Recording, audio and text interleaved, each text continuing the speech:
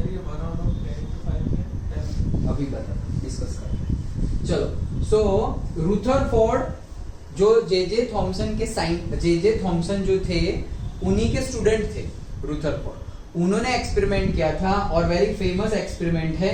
Data यहाँ पर जो हम पढ़ रहे हैं, ये जो पर्टिकुलर डेटा है, this data may be varying from NCERT to NCERT. मतलब अगर तुम 11th की एनसीईआरटी लो और तुम 9th की एनसीईआरटी लो तो ये डेटा थोड़े बहुत मिसमैच करते हैं, कंक्लूजन वही निकलेगा। कंक्लूजन तो जो निकलना है वही निकलेगा, लेकिन ये डेटा थोड़े बहुत ओके वेरी करते हैं। ओके तुम क्रॉस चेक कर सकते हो क्लास 9 की एनसीईआरटी में, क्लास 11th की केमिस्ट्री की एनसीईआरटी और क्लास 12th की फिजिक्स की एनसीईआरटी। सर उसके हाँ यस, तो वो डेटा थोड़ा वेरी करता है। ओके बट जनरल जो डेटा होता है हम उसी के अकॉर्डिंगली आगे बढ़ेंगे। ओके चलो, तो रुथरफोर्ड ने कौन सा एक्सपेरिमेंट किया था? So Rutherford alpha ray scattering experiment, ये नाम है। Okay Rutherford alpha ray scattering experiment क्या करते हैं? तो देखो एक्सपेरिमेंट में एक्चुअली रुथरफोर्ड ने किया क्या था। सबसे पहले तो रुथरफोर्ड ने एक रेडियो एक्टिव मटेरियल लिया जिसमें से अल्फा रे निकल रहे हैं। ओके तो रेडियो एक्टिव मटेरियल लिया जिसमें से अल्फा रे निकल रहे हैं और वो रेडियो एक्टिव मटेरियल को एक बॉक्स में बंद कर दिया। और वो बॉक्स जो था वो किसका था? लेड बॉक्स था। जो लेड होता है पीबी हमारा लेड, वो लेड की कैरेक्टरिस्टिक्स होती है कि वो रेडिएशन जो होता है, रेडियो एक्टिव रेडिएशन जो होता है उसको क्या कर लेता है? एब्सॉर्ब कर लेता है। तो वो बॉक्स पूरा का पूरा ब्लॉक्ड लेड का बॉक्स था, लेकिन सिर्फ एक ओपनिंग थी। जैसे हमने यंग्स डबल स्लिट एक्सपेरिमेंट समझा था, फिर डाइफ्रैक्शन समझा था। Okay diffraction diffraction whatever you call. So जैसे स्लिट बनाई थी वैसी ही एक स्लिट बनाई है। ओके तो रेडियो एक्टिव मटेरियल ले लिया जिसमें से अल्फा रेज निकल रहे हैं, उसको बॉक्स में रख दिया और वो बॉक्स लेड का है, जिसकी वजह से वो एक्स्ट्रा बाकी सारी डायरेक्शन, सभी डायरेक्शन में रेडिएशन होंगे तो बाकी सारी डायरेक्शन के रेडिएशन तो वो लेड एब्जॉर्ब कर लेगा, लेकिन जहां पे ओपनिंग है वो एब्जॉर्ब करेगा नहीं। अब उसको आगे जाके फिर भी यहां से भी ये जो ओपनिंग है वहां से भी तो निकलेगा, तो जरूरी नहीं वहां से भी एक ही निकले, वहां से भी बहुत सारे निकल सकते हैं। तो वहां से भी थोड़ी एक रेंज मिलेगी, ऐसा नहीं है कि एकदम सीधा मिलेगा। तो फिर से हमने क्या लिया? कॉलीमीटर ले लिया, कॉलीमीटर। ओके तो ये कॉलीमीटर क्या है? वो भी एक बहुत ही छोटी सी थिन लेड की ही शीट है। तो अगेन लेड की शीट है, ये लेड की शीट क्या करेगी? जो भी, और उसमें भी बीच में क्या है? होल है, इससे भी छोटा होल। ये जो पहले बॉक्स था उससे भी छोटा होल है, तो उससे भी छोटा होल अगर रखा तो क्या होगा? अगेन जो एक्स्ट्रा है वो सब उसमें एब्सॉर्ब हो जाएंगे और जो एक सिंपल जा रहा है वो सिंपल ही आगे बढ़ेगा। तो हमें एक बीम टाइप मिलेगा अल्फा रेस का। तो वो अल्फा रेस का बीम मिला। अब उन्होंने क्या किया? उन्होंने गोल्ड फॉइल ले ली। क्या ले ली? Gold foil. ओके सो जो गोल्ड फॉइल ले ली, जैसे कि बहुत पतली वाली, ओके जैसे कि वो काजू कतरी में हम नहीं सिल्वर फॉइल होती है, तो अगर इतना पतला कर दिया, इतना पतला कर दिया, थिन कर दिया कि उसको हम खा सकते हैं, उतना पतला कर दिया। वैसे गोल्ड की भी खा सकते हैं, सिल्वर की भी खा सकते हैं। ओके अभी खाने की बात नहीं चल रही है। तो ये जैसी वो फॉइल होती है सिल्वर फॉइल, वैसे ही गोल्ड की फॉइल भी देखो कितनी छोटी है, 10⁻⁸ मीटर, मतलब ऑलमोस्ट 1 नैनोमीटर मान लो। ओके सो 10⁻⁸ मीटर जितनी पतली, मतलब you can not even see by naked eyes. हम नेक्ड आइज से देख भी नहीं सकते, बोले कि देखो गोल्ड फॉइल कहाँ है भाई, ऐसे क्यों? हमें 10⁻⁶ नहीं दिखता तो 8 कहां से दिखेगा? देन हम 10⁻³ तक का देख सकते हैं। कोई सुपर नेचुरल पावर हो तो 10⁻⁴, उससे आगे नहीं। ओके सो 10⁻⁸ मीटर इतनी छोटी सी, इतनी थिन गोल्ड फॉइल ले ली, तो ये यहां पर ले ली। अब वो गोल्ड फॉइल के दूसरी साइड हमने रखा हुआ है हमारा स्क्रीन। ओके जहां से हमें पता चलेगा कि क्या होगा, कौन सा पार्ट, मतलब जो हमारा अल्फा रे है वो कितने टकराए और कितने नहीं टकराए। ओके और ये जो हमारी स्क्रीन है वहां पर वो स्क्रीन है ZnS स्क्रीन, जिंक सल्फाइड की स्क्रीन है। ये जिंक सल्फाइड क्या काम करेगा? जिंक सल्फाइड जहां पर होगी वहां पर एक लाइटनिंग होगी, मतलब हमें चमक दिखेगी। यस ओके जहां पर ये पूरी की पूरी स्क्रीन क्या हो गई? जिंक सल्फाइड की स्क्रीन है। तो जहां अल्फा रे गिरेगा वहां पे चमकेगा, जैसे हम वो पॉपअप पटाखे फोड़ते हैं ना हाँ। दिवाली में, तो जहां फोड़ते हैं वहां पे चमक आती है। ओके, जैसे तुम दीवार पे मारो तो पूरी दीवार पे नहीं चमकेगा, जहां हिट हो रहा है वहीं पे चमकेगा, लाइक दैट।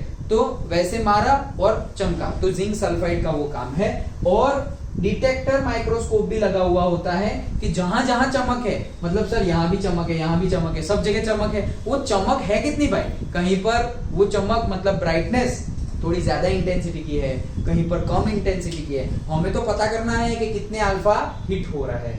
ओके, तो उसके लिए हमारे पास डिटेक्टर माइक्रोस्कोप। डन। तो ये पूरा अरेंजमेंट हो गया। क्या किया, सबसे पहले रेडियो एक्टिव एलिमेंट ले लिया, कौन सा, जिसमें से अल्फा रे इमिट हो, अल्फा रे इमिट हो वैसे रेडियो एक्टिव एलिमेंट ले लिया।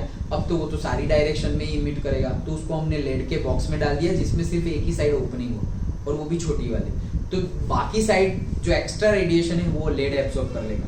अब जो ओपनिंग है वहां से हमारा अल्फा रे निकल गया, अब उसको हम अगेन पॉलीमेटर में से इंसिडेंट करवाएंगे, वहां पर भी एक उससे भी छोटा होल होगा, उसमें से वो हमारा अल्फा रे पास हो जाएगा, और जो भी एक्स्ट्रा होगा वो वहां पर एब्सॉर्ब हो जाएगा। वो आगे आया, और यहाँ पे हमने उसको किसके साथ टकराने वाले हैं, गोल्ड फॉइल के साथ। ये गोल्ड फॉइल बहुत ज्यादा थीन है, 10⁻⁻8 मीटर जितनी छोटी सी गोल्ड फॉइल ली हुई है। डन। ओके, तो वो गोल्ड फॉइल इतनी छोटी सी 10⁻⁸ मीटर। अब ये क्वेश्चन भी पूछा जाता है, क्यों भाई, क्यों गोल्ड लिया, कुछ और नहीं मिला क्या? याद करो, गोल्ड और सिल्वर बहुत ज्यादा डक्टाइल मटेरियल है, तो इतना छोटा करने के लिए तुम्हें वही चीजें लेनी पड़े। ओके, अभी तुम बोलोगे कि मैं एल्यूमिनियम ले लूं, ले सकते हो, लेकिन इतना छोटा नहीं ले सकते, इतना छोटा वो इतना डक्टाइल नहीं है गोल्ड, और नहीं तो एल्यूमिनियम के भी ज्वेलरी नहीं पहन लेते हैं। ओके, तो इतना छोटा इतना थिन वो हो सकता नहीं है। सो 10⁻⁸ मीटर जितनी छोटी गोल्ड फॉइल ले ली। अब ये अल्फा रे यहाँ पर टकरा रहे हैं, और टकराने के बाद हमने दूसरी साइड पर स्क्रीन ली है, ZNS स्क्रीन। ये ZNS स्क्रीन क्या करेगी, जिंक सल्फाइड की स्क्रीन, जहां पर भी अल्फा रे इंसिडेंट होगा वहां पे ब्राइट स्पॉट दिखेगा, तो वहां पे ब्राइट स्पॉट दिखेगा, वो स्क्रीन का काम है ब्राइट स्पॉट देना। अगेन बहुत सारी जगह पे अगर ब्राइट स्पॉट मिल रहे हैं तो हमें इंटेंसिटी भी चेक करनी है, उसके लिए माइक्रोस्कोप डिटेक्टर हमने रखा हुआ है टू चेक दैट इंटेंसिटी। अच्छा, दो जगह पे मिल रहा है, अच्छा यहाँ पे इंटेंसिटी कम है, यहाँ पे ज्यादा है, मतलब यहाँ पे ज्यादा अल्फा रेज टकराए होंगे, लाइक दैट, वो पता करने के लिए हमने ये रखा। डन। और एक्सपेरिमेंट हमने स्टार्ट किया। एक्सपेरिमेंट स्टार्ट किया तो याद रखना इसके ऑब्जर्वेशंस पूछे जाते हैं। ओके तो क्या थे ऑब्जर्वेशंस? ओके, तो अभी मैं पहले तुम्हें 9th वाला समझाता, मतलब बताता हूँ। 9th में सेम एक्सपेरिमेंट हमने किया था, सेम यही रुदरफोर्ड का। उसमें एनसीईआरटी में क्या डेटा था, उसमें सिर्फ ऐसा बोला कि जो मेजॉरिटी ऑफ अल्फा रेज है ना, वो क्या हो जाते हैं, सीधे सीधे पास हो जाते हैं। हाँ, तो अगर मेजॉरिटी अगर पास हो गए, ओके, उसका मीनिंग बाद में निकालेंगे, लेकिन ये पहला ऑब्जर्वेशन है कि मेजॉरिटी ऑफ अल्फा रेज क्या हो गए, पास हो गए। फिर थोड़े बहुत बेंड हो गए, तो सेकंड पॉइंट क्या है, मेजॉरिटी पास हो गए, some bend at a particular angle, मतलब सम किसी के साथ सम अल्फा रेज आए, टकराए और फिर बेंड होके चले गए। ये अल्फा रेज क्या है, पॉजिटिवली चार्ज पार्टिकल है, मतलब बीच माइनस नेगेटिव। हाँ, मतलब जहां से बेंड हुए, मतलब किसके साथ टकराए होंगे, पॉजिटिव नेगेटिव के साथ ही टकराया होगा ना, पॉजिटिव के साथ कोई टकरा ही नहीं सकता, आएगा और वो रिपल हो जाएगा। ओके, तो जहां से बेंड हुए वहां पर क्या होंगे, नेगेटिवली चार्ज पार्टिकल होंगे। उससे याद आया, जे थॉमसन मॉडल हमने देख लिया। ओके, तो इलेक्ट्रॉन की डिस्कवरी किसने की थी, जे थॉमसन ने। डन। ओके, और उनको उसके लिए नोबेल प्राइज भी मिला था। ओके, तो ये पूछ ले तो तुम्हें पता होना चाहिए। डन। 1897, यस, 1897 में इलेक्ट्रॉन की डिस्कवरी की थी। अंडरस्टूड? ओके, चलो। हाँ, तो इलेक्ट्रॉन की डिस्कवरी हो गई है। अच्छा, मतलब नेगेटिवली चार्ज पार्टिकल का तो पता चल गया है। ओके, अब ये जा रहे हैं। अब जहां पर वो टकराएंगे, मतलब वो जो मैं तुम्हें 9th के एनसीईआरटी के अकॉर्डिंगली बता रहा था कि मेजरली पास हो गए, सम बेंड हो गए, और वेरी वेरी वेरी फ्यू, वहां पे हमने क्या डेटा पढ़ा था, 12,000 नहीं, अभी मैंने थोड़े दिन पहले ही 9th को पढ़ा है। सो 12,000 में से 1 बाहर आ रहा था। मे बी तुम्हारी एनसीईआरटी में 18,000 हो। ओके, हो सकता है, क्योंकि अभी एनसीईआरटी अपडेट कर रही है। अभी मैं 11th को समझा रहा था तो 2 एनसीईआरटी में आंसर अलग अलग न्यूमेरिकल गिन रहे थे, दोनों में आंसर अलग अलग, क्वेश्चन सेम आंसर अलग अलग, लेकिन जो नई वाली है उसमें ही सही आंसर था, मतलब पहले में प्रिंटिंग मिस्टेक है, व्हाटएवर, पता चलेगा तो दे विल अपडेट। ओके, सो 12,000 में से सिर्फ एक पीछे आ रहा था। ये मेन 3 ऑब्जर्वेशंस थे। मेजरली पास हो रहे थे, सम बैंड हो गए, और 12,000 अल्फा रेज में से एक अल्फा रे पीछे आ रहा था। पीछे कब आएगा? वो पॉजिटिव है, किसी पॉजिटिव के पास टकराने जाएगा तभी तो पीछे आ जाएगा। ओके, तो ये ऑब्जर्वेशन तब हमने पढ़े थे। अभी हमें क्या समझना है? अभी हमें ये समझना है कि 0 पॉइंट मतलब मेजरली तो पास हो गए, वो भी यहाँ पर तो वही है, मेजरली पास हो गए, 0.14% बैंड हुए। कितने एंगल से? मोर देन 1 डिग्री से। मतलब एक ये ऐसा है 0 डिग्री है तो 0 to 0 हो जाएगा। कौन सा? ये 1 का है, 1 डिग्री है रे, वो 1 डिग्री, वो 1 डिग्री ऐसे, ये 1 डिग्री परपेंडिकुलर तो एकदम 90 डिग्री पे चला जाएगा। ओके, क्या 0.14% जो है इलेक्ट्रॉन, 0.14% अल्फा रेज जो है वो बेंड हुए टकराने के बाद। ओके, और बहुत सारे इससे भी ज्यादा बेंड हुए, लेकिन वो फिर 0.01 एंगल से बेंड हुए। तो ये तो कोई एंगल है, 0 ही हुआ ना फिर। ओके, तो हमने बड़ा एंगल लिया। बड़ा एंगल मतलब एक्चुअल में तो छोटा है, लेकिन वो जो दूसरे बैंड हो रहे हैं उनकी कंपेयर में बड़ा, तो बड़ा कौन सा? 1 डिग्री। तो जो 1 डिग्री या उससे ज्यादा बैंड हो, मतलब कहना क्या है? ये है, ऐसा समझो, ये तुम्हारा एटॉम है और ये न्यूक्लियस है, ये अल्फा रे आया, ये आया और ये टकराया, और ये 0 डिग्री है और ये थोड़ा ऐसे 1 डिग्री हो गया। लो, ये 1 डिग्री बैंड हो गया, इतना है 1 डिग्री। अंडरस्टूड? ओके, सो 1 डिग्री या उससे ज्यादा बैंड हो, उस वैसे कितने थे अल्फा रेज? Only 0.14%, only 0.14%। मतलब तुम सोचो 100 में से एक भी नहीं, 0.14 मतलब 100 में से एक भी बैंड नहीं हो रहा है। अंडरस्टूड? ओके, सो इतने कम बैंड हो रहे हैं, मतलब क्या कि इलेक्ट्रॉन भी तो कम ही है। बैंड कौन करेगा? इलेक्ट्रॉन ही करेगा, क्योंकि वो पॉजिटिवली चार्ज है। पॉजिटिव चार्ज है तो टकराएंगे किसके साथ? किसी के साथ टकरा के ही बैंड होंगे, तो किसके साथ टकरा सकते हैं? पॉजिटिवली चार्ज लेंगे तो रिपेल हो जाएगा, तो नेगेटिव के साथ ही टकरा सकता है। मतलब इलेक्ट्रॉन की क्वांटिटी भी कम है। ओके, चलो, देन 1 आउट ऑफ, यहाँ पर 8,000 डेटा है 9th के एनसीईआरटी में, अभी में 9th के एनसीईआरटी में 12,000 डेटा है। सो 1 आउट ऑफ 8,000 जो पार्टिकल था वो रिबाउंड होने की बात थी, और ये बात किसकी है? 90 डिग्री की बात है। मतलब ये 1 डिग्री तो है, लेकिन ये 1 डिग्री से 2, 3, 4 मतलब इतने एंगल में डिफ्लेक्ट होने की बात है। तो 1 आउट ऑफ 8,000 अल्फा पार्टिकल्स वो 90 डिग्री से ज्यादा पे बेंड हो रहा है।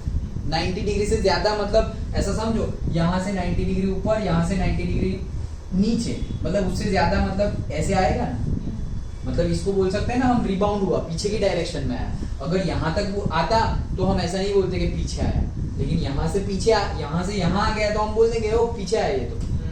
डन? ओके, तो वो था 90, और 1 out of 1 lakh alpha particles 180 degree से बेंड।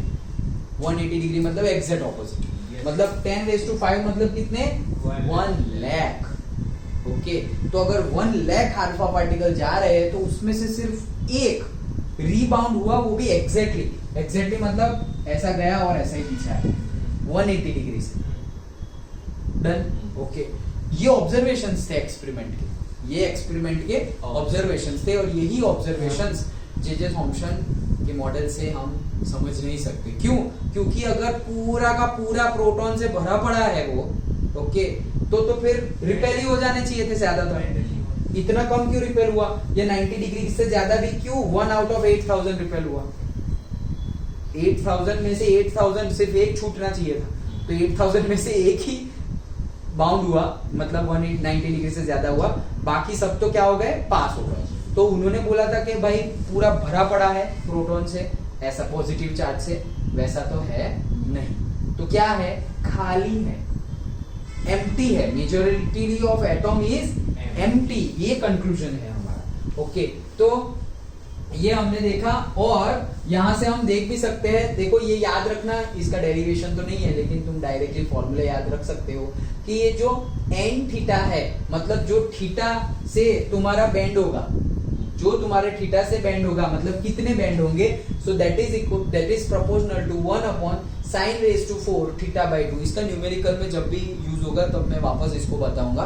ओके, अभी के लिए सिर्फ ये याद रख लो। कहने का मीनिंग क्या है कि अगर एन थीटा, एन मतलब नंबर ऑफ जो हमारे अल्फा रेज है, ओके, और जो बैंड होने वाले हैं वो कब बैंड होंगे, मतलब ये जो डिफ्लेक्शन है उसकी बात चल रही है कि जैसे कि ये 1, मतलब देखो ये कितना हो गया, ऑलमोस्ट कितना हो गया, 0 जितना हो गया।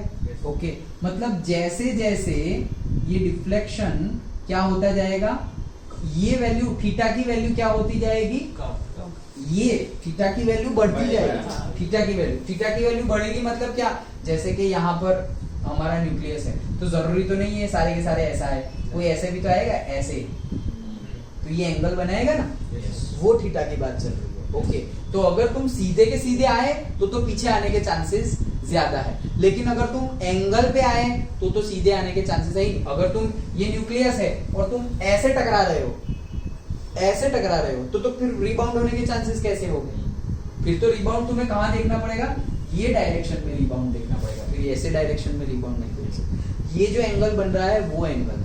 ओके, तो जैसे जैसे हम वो एंगल बढ़ाते जा रहे हैं, डिफ्लेक्शन का वो जो एंगल है वो बढ़ाते जाएंगे, तो वो अगर बढ़ाते गए तो पीछे आने वाला ये जो एंगल है वो क्या हो गया, कम हो गया। डन, समझ में आया? ओके, फॉर्मूला डायरेक्टली तुम्हें याद ही रखना है, कोई डेरिवेशन नहीं। अगर पूछ ले तो चांसेस कम है, लेकिन अगर पूछे तो हमें पता होना चाहिए। Okay, and theta is proportional to 1 sin raised to 4 theta by. Done. तो ये रुथरफोर्ड का पूरा एक्सपेरिमेंट था। ये जो सेटअप किया है पहले तुम्हें वो एक्सप्लेन करना है, और फिर जो उसके ऑब्जर्वेशंस है वो एक्सप्लेन करने हैं। कौन से? सबसे पहले तो मेजरली पास हो गए हैं, तो कितने पास हुए और कितने बैंड हुए। तो मेजरली पास हो गए तो फिर बैंड कितने हुए, तो इतने कम बैंड हुए तो मेजरली पास ही हो गए ना, मतलब 14 निकाल दो, तो 100 में से 0.14 निकालो तो क्या आएगा 99.86। 100 में से 99.86 तो क्या हो गए, पास हो गए। और सिर्फ 0.14 पीछे नहीं आ गए, 1 पीछे आने की तो बात ही नहीं है, अभी सिर्फ 1 डिग्री से ज्यादा से बैंड हुए, वो कितने हैं 0.14। ये एक डेटा। अभी 90 डिग्री से ज्यादा कौन बैंड हो गए, मतलब पीछे आने वाले। ओके, तो वो कितने हैं 1 आउट ऑफ 8000। जो 90 डिग्री मतलब ऐसे आ रहा है और ऐसे 90 डिग्री और ऐसे नीचे 90 डिग्री, तो ऐसे आ रहा है और फिर यहाँ चला गया, ऐसे आ रहा है और यहाँ चला गया, वो कितने हैं 1 आउट ऑफ, मतलब ऐसे आ रहा है और ये 90 डिग्री होगा, तो ऐसे आ रहा है और गया यहाँ पर, गया यहाँ पर, यहाँ पर, यहाँ पर, वैसे कितने हैं 1 आउट ऑफ 8000। और ऐसे गया और सीधा का सीधा वापस आ गया, वो कितने हैं 1 लाख में से 1। डन। बस ये 3 डेटा देने हैं, और वो एंगल ऑफ डिफ्लेक्शन के साथ कैसे वेरी करेगा। तो अगर ऐसा तो है नहीं कि तुम ऐसे सीधे ही आओगे, मतलब ऐसे सीधा ही आएगा एग्जैक्टली। जैसे यहाँ न्यूक्लियस है तो अल्फा रेज ऐसे ही आएगा, अल्फा रेज तो ऐसे भी आ सकता है, अल्फा रेज तो ऐसे भी आ सकता है। और टकराने के बाद चलो मान लो कि यहाँ से सीधा आ रहा है, अल्फा रेज ऐसे सीधे आया। ओके, सीधा आने के बाद ये बैंड भी तो होगा, तो ये बैंड से ऐसे होगा, ऐसे होगा, ऐसे होगा। ओके, तो जो एंगल बना रहे हैं वो एंगल का ग्राफ होने की। अंडरस्टूड? यस, पक्का समझ में आया? तो यही था हमारा रुथरफोर्ड का एक्सपेरिमेंट। उसके बाद हमें दूसरे कंसेप्ट भी समझने हैं, बट लेट हो गया है, सो दैट यहाँ पे देखो वो एंगल वाला कंसेप्ट और डीपली समझ में आएगा। लिमिटेशंस भी देखेंगे, लेकिन बाद में। लिमिटेशंस तो है इसकी भी। क्या लिमिटेशंस है सर? वो इलेक्ट्रॉन अगर ऐसा हो रहा तो घूम के अंदर चला जाएगा। हाँ, करेक्ट। वो उनके पहले तो लिमिटेशन से पहले तो मॉडल आएगा। जैसे थॉमसन ने अपना मॉडल दिया था, वैसे ही ये भाई भी क्या बोलेंगे, मेरे एक्सपेरिमेंट के अकॉर्डिंगली मेरा मॉडल ये है। ओके, तो उनके एक्सपेरिमेंट के अकॉर्डिंगली उनका मॉडल क्या है? उनका मॉडल ये है, पहली बात क्या, कि atom is majorly empty. Atom में मेजर स्पेस क्या है? एम्प्टी है, ये पहला। दूसरा उनका ऑब्जर्वेशन के बेस पे उनका कंक्लूजन क्या है, all the positive charge are concentrated in a very small volume, क्योंकि अगर बहुत ज्यादा वॉल्यूम में होता तो बहुत ज्यादा से डिफ्लेक्शन होता, तो positive charge concentrated in a small volume. और थर्ड उनका कंक्लूजन था क्या, कि all the positive charge as well as what whole mass of the atom, वो मास भी, क्योंकि पूरा का पूरा खाली है तो मास कहाँ है, मास भी पूरा कहाँ है, सेंटर में ही है। तो ये उनके पॉइंट थे। फिर से बता रहा हूं 3 पॉइंट्स। ऑब्जर्वेशन तो समझ गए, ऑब्जर्वेशन में भी 3 पॉइंट, देखो ऑब्जर्वेशन भी 3, कौन कौन से भाई, मेजरली पास हो गए, सम बैंड हो गए और एक पीछे आ गया, ये ऑब्जर्वेशन हो गए 3। अब 3 वही ऑब्जर्वेशन जैसे ही 3 कंक्लूजन, तो 3 कंक्लूजन क्या है, एटॉम मेजरली खाली है, एम्प्टी स्पेस। दूसरा, all positive charges are concentrated in a very small volume, ऐसा। तीसरा, all positive charge and mass of the atom is concentrated at the centre called nucleus, वहां पर है मास। क्यों, बाकी सब खाली है तो मास कहां गया, मास वहीं पर है। तो इलेक्ट्रॉन का मास निग्लेक्ट करते हैं हम, 10⁻⁻31 था, देखा ना अभी हमने। ओके, तो इलेक्ट्रॉन का मास हम क्या करते हैं, निग्लेक्ट। इसीलिए तो याद करो, एटॉमिक मास की डेफिनेशन में हम क्या बोलते हैं, what is atomic mass, atomic mass is the mass of proton plus mass of neutron. Electron को तो गिना ही नहीं, क्यों, इलेक्ट्रॉन नहीं है क्या एटॉम में, है, लेकिन उसका मास प्रोटॉन और न्यूट्रॉन की कंपेयर में बहुत कम है, इसलिए उसको निग्लेक्ट कर दो। तो दैट्स व्हाई एटॉमिक मास की डेफिनेशन में हम क्या लेते हैं, sum of mass of proton plus mass of electron neutron. Done, okay, तो दैट इज द केस। तो ये थे उनके कंक्लूजन, 3 ऑब्जर्वेशंस 3 कंक्लूजन्स, डन। और फिर उन्होंने मॉडल दिया, तो उन्होंने क्या मॉडल दिया, उन्होंने ये मॉडल दिया कि सबसे पहले जो एटॉम है वो बहुत छोटा है।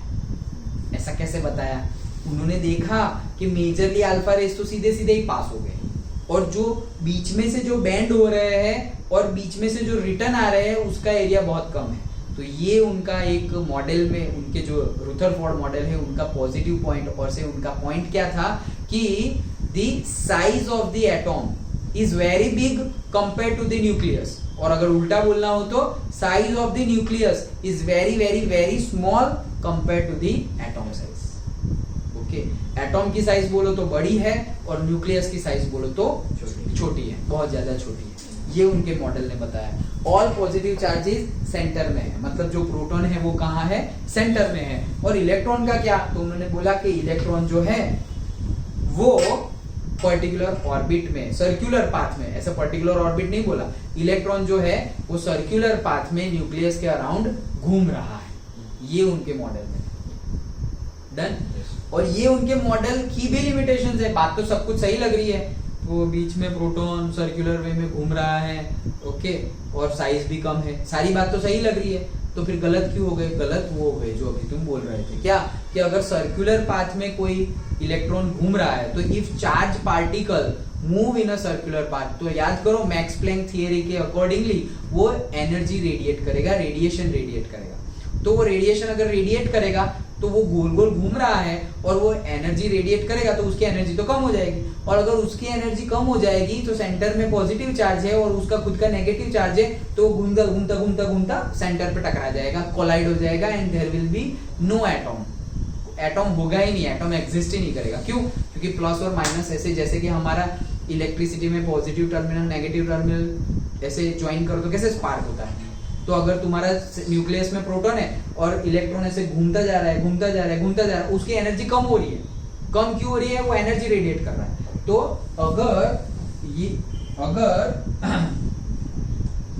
अगर इलेक्ट्रॉन ऐसे घूमता जा रहा है, ओके, अगर ये हमारा एटॉम है, ये न्यूक्लियस है, और ये इलेक्ट्रॉन यहाँ पर घूम रहा है, ओके, तो घूम रहा है तो उसके पास कोई एनर्जी होगी तभी तो घूमेगा। कौन पेट्रोल कौन भरने गया उसको घूमने के लिए? ओके, तो अगर वो अपनी जो भी पहले से एनर्जी है वो एनर्जी से घूम रहा है, तो अगर वो घूमेगा तो एनर्जी रेडिएट करेगा। एक्सेलरेटेड चार्ज पार्टिकल, वैसे तो एक्सेलरेटेड चार्ज पार्टिकल जब घूमेगा तो एनर्जी रेडिएट करेगा, और अगर एनर्जी रेडिएट करेगा तो उसकी एनर्जी धीरे धीरे कम होगी। और अगर उसकी एनर्जी कम होगी तो बीच में तो प्रोटॉन है और वो तो नेगेटिवली चार्ज है, तो वो ऐसे घूमता घूमता घूमता घूमता घूमता घूमता कोलाइड हो जाएगा सेंटर में, and there will be no concept of atom. Concept ही नहीं रहेगा, फिर तो ब्लास्ट ही हो गया सब कुछ, डन। ये लिमिटेशंस थी उनकी, और इसके लिए फिर हम बोहर आगे बढ़े और फिर बोहर ने अपना मॉडल, डन। ओके, तो रुदरफोर्ड का एक्सपेरिमेंट समझ में आ गया, पक्का? ओके, ये एक्सपेरिमेंट किया, उसके ऑब्जर्वेशंस क्या थे, ये उसके ऑब्जर्वेशंस थे, उसके बेस पे कंक्लूजन क्या थे, वो कंक्लूजन्स, और फिर मॉडल क्या बताया। मॉडल तो सिंपली बोल दिया, एम्प्टी स्पेस है, एटॉम की साइज बहुत छोटी है, लेकिन एटॉम की साइज उसके न्यूक्लियस की कंपेयर में बहुत ज्यादा है, और न्यूक्लियस की साइज उसकी एटॉम की कंपेयर में बहुत बहुत कम है, वो बता दिया। पॉजिटिव चार्ज सेंटर में है, नेगेटिव चार्ज पार्टिकल जो इलेक्ट्रॉन है वो सर्कुलर पाथ में घूम रहे हैं न्यूक्लियस के अराउंड, ये उनका मॉडल था, डन। और लिमिटेशंस ये वाली, मैक्स प्लैंक थ्योरी के accordingly accelerated charge particle when moving in a circular path radiate energy, and if that charge particle radiate energy then its energy will continuously decrease, और अगर उसकी energy decrease होगी then say attraction force between the positively charged particle in the center say proton and electron, because of that attraction there will be a collision of proton and electron and there will be no concept of atom, कि blast हो गया सब कुछ, 5 proton है 5 electron है, टकराए blast हो गए, तो कुछ है ही नहीं। ओके, बट ऐसा तो है नहीं, एटॉम तो है, मतलब ये रुदरफोर्ड के मॉडल ने ये जो एक बात कर दी, सिर्फ एक बात, कि इलेक्ट्रॉन ऐसे सर्कुलर पाथ में घूम रहे हैं, तो बोल रहे सही तो है, सर्कुलर पाथ में तो घूम रहे हैं, लेकिन जब बोहर आएगा ना तो बोहर ने थोड़ी सी ट्विस्ट बात कर दी, सर्कुलर पाथ में तो घूम रहे हैं, लेकिन जब वो फिक्स्ड सर्कुलर पाथ में, जिसको डिस्क्रीट ऑर्बिट बोलते हैं, वहां घूमते हैं, तो वहां पर उसको कोई एनर्जी लॉस होता नहीं, और अगर एनर्जी लॉस नहीं होगा तो वो तो घूमता ही जाएगा, घूमता ही जाएगा, घूमता ही जाएगा, लाइक एनर्जी लॉस नहीं होगा। तो एनर्जी लॉस होगा तो वो ऐसे अंदर जाके टकरा जाएगा ना, तब वो अट्रैक्ट कर पाएगा, नहीं तो अट्रैक्ट ही नहीं कर पाएगा। अंडरस्टूड? ओके, नेक्स्ट क्लास में देखते हैं।